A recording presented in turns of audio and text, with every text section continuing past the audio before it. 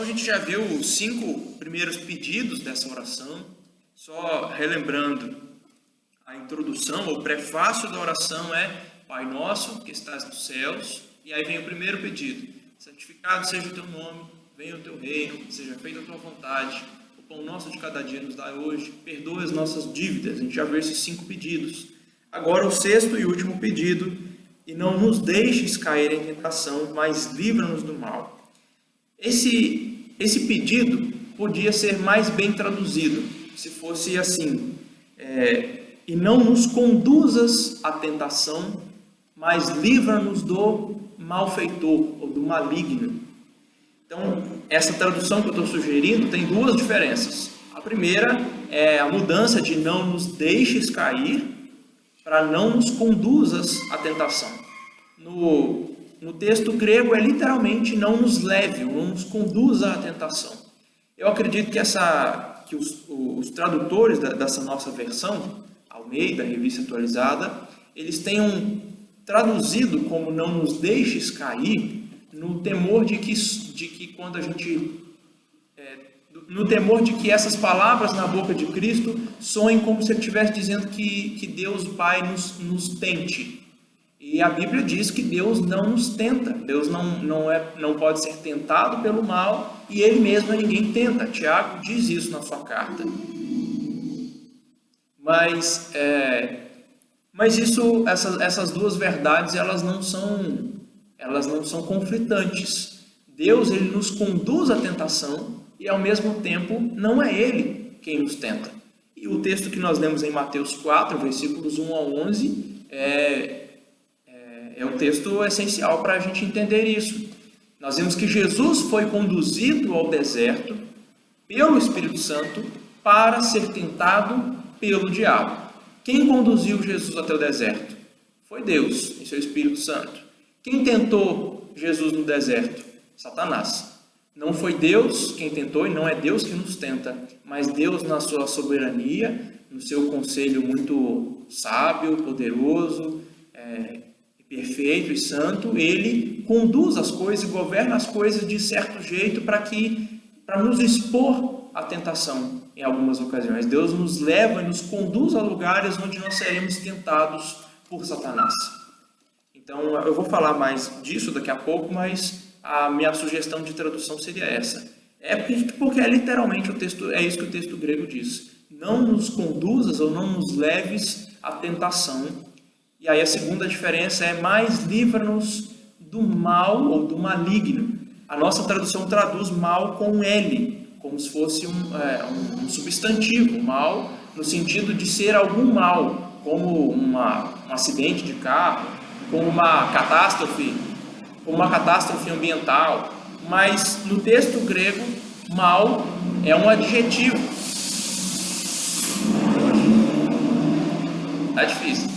Mas no texto grego, mal é um adjetivo, então é para ser traduzido com u, porque não está falando de qualquer espécie de mal, mas está falando daquele que é o mal, aquele que é o maldoso, o malfeitor. Está falando de Satanás. Então Jesus está literalmente nos ensinando a pedir a Deus: Pai, não me leve até onde eu possa ser tentado por Satanás. Me livra de ser tentado pelo diabo. É isso que Jesus está nos ensinando a pedir, literalmente com esse 6º pedido. Bom, então, mas o livro de Tiago diz que Deus não pode ser tentado pelo mal e Ele mesmo ninguém tenta. Então, se Deus não nos tenta, como nós somos tentados e por quem nós somos tentados?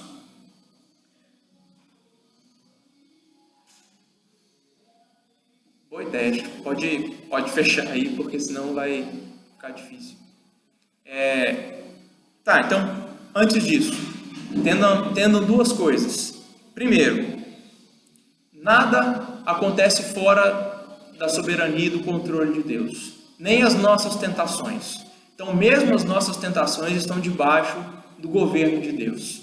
Mas, ao mesmo tempo, é verdade que Deus não nos tenta. Deus não é o autor das nossas tentações, Ele não é o responsável, Ele não é o culpado pelas nossas tentações. Nós podemos ser tentados pelo diabo, pela nossa própria cobiça. É isso que Tiago diz, que nós somos tentados pela nossa própria cobiça. ela nos atrai, nos seduz, então isso dá luz ao pecado. E o pecado, uma vez consumado, gera a morte. Então, essas duas coisas são verdades ao mesmo tempo. Deus governa soberanamente todas as coisas, de forma que Ele nos conduz para lugares onde nós vamos ser tentados, para ocasiões na nossa vida onde nós vamos ser tentados, mas não é Deus que nos tenta. Nós somos tentados pelo nosso próprio coração maldoso, somos tentados pelo malfeitor, pelo diabo, mas não por Deus. Então, como e por quem nós somos tentados? O Novo Testamento fala de, vamos chamar assim, de 3 agentes de tentação. Vamos colocar assim. O Novo Testamento diz que Satanás nos tenta, que o mundo nos tenta e que a nossa própria carne nos tenta. Então, vamos falar sobre esses 3 agentes da nossa tentação. A Bíblia chama o nosso inimigo, chama o diabo de Satanás, que significa adversário ou opositor. E a Bíblia diz que ele é o sedutor deste mundo, ou seja, ele é aquele que atrai, que seduz, que tenta as pessoas. Ele é o espírito que agora atua nos filhos da desobediência, como a gente tem visto em Efésios. A Bíblia descreve Satanás como uma criatura ardilosa, maldosa, inteligente, que sabe bem como tentar os outros, mas não como alguém que está fora do controle de Deus. A Bíblia apresenta Satanás como alguém que está muito submisso a Deus, que embora seja um rebelde, num sentido, ele está submisso a Deus, no sentido de que nada ele pode fazer se Deus não der corda para ele. Então, eu tenho dito para vocês nas últimas semanas que Lutero usou a figura de um cachorro preso a uma coleira para descrever o diabo. É como se fosse um cachorro bravo, um pitbull, um rottweiler, louco para morder, destroçar quem está na frente, mas estivesse preso a uma coleira. Então, Deus limita o raio de ação de Satanás. Ele não dá carta branca para o diabo para que ele possa sair destruindo o que quiser pela frente. A palavra mundo é usada na Bíblia em diversos sentidos. E um deles, é esse que eu estou me referindo, é o conjunto das pessoas, o conjunto dos sistemas, das instituições, das coisas que fazem oposição a Deus. Então, tudo nesse mundo que se opõe a Deus, tudo que quer se colocar no lugar de Deus, a gente pode chamar de mundo. São as pessoas que detestam Deus, que estão contra Deus. É tudo aquilo que pode nos atrair, nos seduzir para longe de Deus. E algumas dessas coisas, elas não são más em si. Quando a gente pensa em coisas que Deus criou, como comida, bebida, esporte, sexo, tecnologia, qualquer coisa que Deus tenha criado que seja boa por natureza, mas que pode ser usada para nos tentar. Tudo isso a gente pode chamar de mundo. E é nesse sentido que a Bíblia diz que muitas pessoas se afastaram, abandonaram o Evangelho por amor ao mundo ou por amor ao presente século. Então, Satanás nos tenta, o mundo nos tenta e a nossa própria carne também nos tenta. Quando eu falo de carne, quando o apóstolo Paulo fala de carne, ele quer dizer muitas coisas, mas um dos sentidos em que ele usa a palavra carne é para se referir ao mal que ainda reside em nós. Em Cristo nós somos feitos nova criatura, mas essa nossa nova natureza de regenerados, de salvos, de cristãos, esse novo homem, essa nova natureza, é uma natureza que não foi completamente limpa da corrupção do pecado. É uma natureza onde nós não somos mais escravos do pecado, onde agora nós temos poder para resistir ao pecado, resistir à tentação, mas nós ainda não somos perfeitos. Nós precisamos nos renovar. A gente vai falar mais disso no domingo, porque coincidentemente o próximo texto de Efésios fala sobre isso. Mas o que Paulo nos diz quando ele fala de carne desse mal que ainda reside em nós, contra o qual nós temos que lutar. Ele diz, os crentes em Cristo, eles não estão mais na carne, eles não são mais escravos do pecado, escravos da carne, mas eles ainda têm que lutar contra tentações. Eles ainda são tentados pela carne, pelo mal que reside neles. Então todos nós enfrentamos isso. Todos nós enfrentamos tentações, enfrentamos esses resquícios da nossa velha natureza, que a Bíblia chama de carne, que Paulo chama de carne. Então isso pode nos tentar. Quando nós pedimos para Deus, Pai, não nos deixe cair em tentação. E se a Bíblia diz que quem nos tenta é o diabo, é o mundo e é a carne, então nós estamos pedindo para Deus Pai fazer com que esses agentes não nos tentem. Jesus está nos ensinando a pedir para Deus Pai que Ele limite as ações de Satanás, para que Satanás não nos tente. Que Deus disponha e governe todas as coisas desse mundo para nós não sermos tentados. E para que Deus refreie a nossa carne, para que Deus refreie essas vontades pecaminosas que ainda tem dentro de nós, contra as quais nós temos que lutar. Então, Jesus está nos ensinando a pedir para Deus fazer isso, para nós não sermos levados à tentação. Como? Quando Deus limitar a ação de Satanás, restringir o raio de ação dele, quando Deus dispor todas as coisas desse mundo de forma a nós não sermos tentados e Deus subjugando a nossa carne. É assim que Deus não vai nos levar à tentação. É isso que Jesus está nos ensinando a pedir. Então, deixa eu falar brevemente sobre essas três coisas. Então, pedir para Deus não nos conduzir à tentação é pedir para Deus limitar as ações de Satanás. E o livro de Jó é o maior exemplo de Deus limitando as ações do diabo. No versículo 12 do capítulo 1, Satanás falou assim para Deus, ou melhor, Deus falou para Satanás: eis que tudo quanto Jó tem está em teu poder. Aí vem a limitação. Somente contra ele não estendas a mão. Então o diabo foi lá, tirou todos os bens de Jó, tirou a sua família, os seus filhos, mas não tocou em Jó porque Deus tinha colocado aquela limitação. Aí Satanás pediu para fazer mais, para atingir Jó. E Deus deixou. Disse o Senhor a Satanás: eis que Jó está em teu poder, mas veio a limitação. Mas poupa-lhe a vida. Jó capítulo 2, versículo 6. Então, Deus reprime as ações de Satanás do jeito que ele quer, limitando o diabo para ele não fazer o que deseja. Então, quando Jesus está nos ensinando a pedir, Pai, não nos conduz à tentação, em outras palavras, Jesus está nos ensinando a pedir para Deus limitar as ações de Satanás, para que Satanás não nos atinja, não nos prejudique, não nos tente, não nos coloque em uma situação onde a gente vai ser tentado a blasfemar contra Deus, a desobedecer a Deus, a nos rebelar contra Deus. Mas no propósito de Deus, às vezes Ele permite que Satanás nos atinja, como foi com Jó. Deus permite que Satanás nos ataque, nos assombre, nos tente, nos seduza. Então nós devemos pedir a Deus que nos dê graça para resistir a essas tentações. A gente vai falar mais disso na quarta-feira que vem. Mas por enquanto Jesus está nos ensinando isso. Peça para Deus restringir as ações de Satanás, para limitar as ações do diabo, para não te tentar. Em segundo lugar, a gente vai ser livrado da tentação se Deus governar o mundo de uma forma a não nos tentar. Muitas coisas nesse mundo podem nos atrair. Tem muitas coisas prazerosas nesse mundo para nos seduzir. O sexo, o poder, a fama, o dinheiro, tudo isso é muito atrativo para o nosso coração. E nós podemos facilmente ser atraídos por essas coisas, sermos seduzidos e tentados por essas coisas.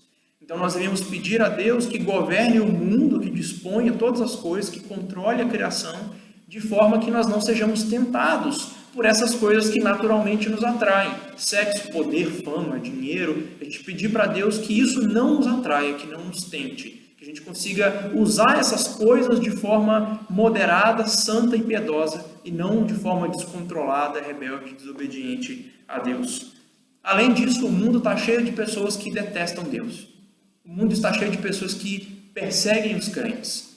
Tem muitas pessoas que você conhece que debocham da sua fé, que ridicularizam a sua fé e o modo como você vive, fazem chacota de você. E essas pessoas, elas são instrumentos do diabo, elas são pessoas do mundo que estão prontas a tentar você.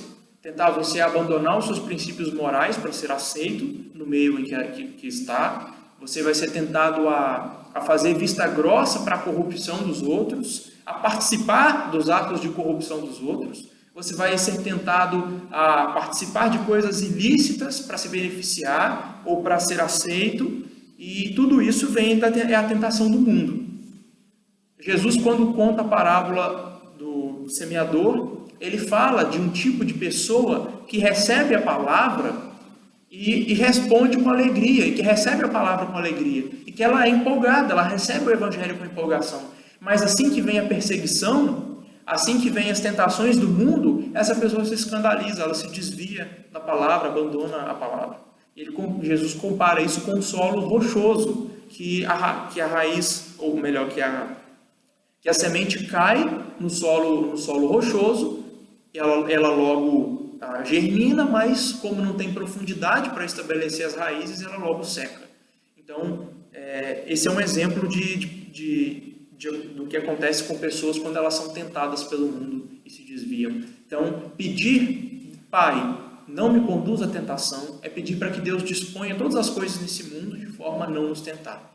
De forma que as pessoas que perseguem os crentes, as pessoas que nos detestam, que nos tentam, que fazem piada de nós, que essas pessoas não acabem nos levando ao pecado. E pedir para que as coisas que são atrativas para nós, as coisas que são viciantes para nós, que nós não sejamos tentados por elas. Em último lugar, pedir para que Deus nos livrar da tentação é pedir para Deus subjugar a nossa carne. O que isso significa? Lembra que eu disse para vocês que carne é o mal que ainda reside em nós, contra o qual nós temos que lutar e fazer morrer. Nós devemos, então, mortificar os feitos da carne.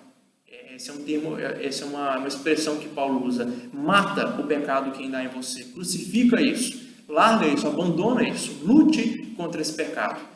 E nós devemos pedir a Deus para que Ele nos ajude a subjugar isso, a dominar esse pecado que reside em nós. E Deus vai fazer isso por meio do seu Espírito, nos santificando, nos tornando mais limpos, mais puros. Não sei se você se lembra da última vez que você ouviu na TV o noticiário falando sobre um incêndio, num matagal, ou numa cidade, ou mesmo num prédio em chamas. Uma expressão que é usada nos noticiários é dizer que o fogo está controlado. O que quer dizer quando o repórter diz que as chamas, ou que o fogo, ou que o incêndio está controlado? Não quer dizer que o fogo está apagado, não quer dizer que ainda não há perigo, só quer dizer que eles conseguiram estabelecer limites para que o fogo não ultrapasse ali, para que o fogo não continue se alastrando e queime tudo. Então, normalmente eles cavam valas, colocam água ou areia ou algumas coisas que impeçam a passagem do fogo. Então, controlar o fogo é apenas permitir ou não permitir que ele continue se alastrando e que queime tudo. Mas o fogo ainda existe, ele está contido dentro de um espaço, mas ele ainda precisa ser apagado. Então, isso é comparável à ação santificadora do Espírito em nós. A carne foi dominada, ela está controlada, no sentido de que nós não somos mais escravos do pecado, ela não nos domina mais, ela não vai se alastrar e dominar tudo que nós somos, e nos conduzir à morte, mas ainda há mal residindo em nós. Ele está controlado, ele está contido, mas ele ainda está ali, e ele ainda oferece risco, ainda oferece perigo. Então, pedir para Deus refrear ou para Deus subjugar a carne é pedir para que Deus cada vez mais reduza os limites do mal, os limites do incêndio dentro de nós, para nos ajudar a dominar esse mal. Portanto, o que a gente viu hoje é que esse pedido de Jesus, que Jesus nos ensina a fazer, não nos deixes cair em tentação, mas livra-nos do mal, pode ser mais bem traduzido como e não nos conduzas à tentação, mas livra-nos do maligno, ou do mal com U, ou de Satanás. Isso significa que Deus, na soberania dele, ele governa todas as coisas, e ele, às vezes, nos conduz a lugares, a ambientes, a ocasiões, a situações onde nós vamos ser tentados. E nós devemos pedir para que Deus não faça isso, ou para que, fazendo isso, nos dê força para resistir à tentação. Mas quem nos tenta, Deus nos conduz. Como o Espírito conduziu Jesus ao deserto. Mas quem nos tenta não é Deus, é o diabo. Por isso nós pedimos que Deus nos livre do diabo e de tudo que pode nos tentar. O diabo, o mundo, a nossa carne. Então, resumidamente, a gente pode entender que Jesus está nos ensinando a pedir por essas coisas.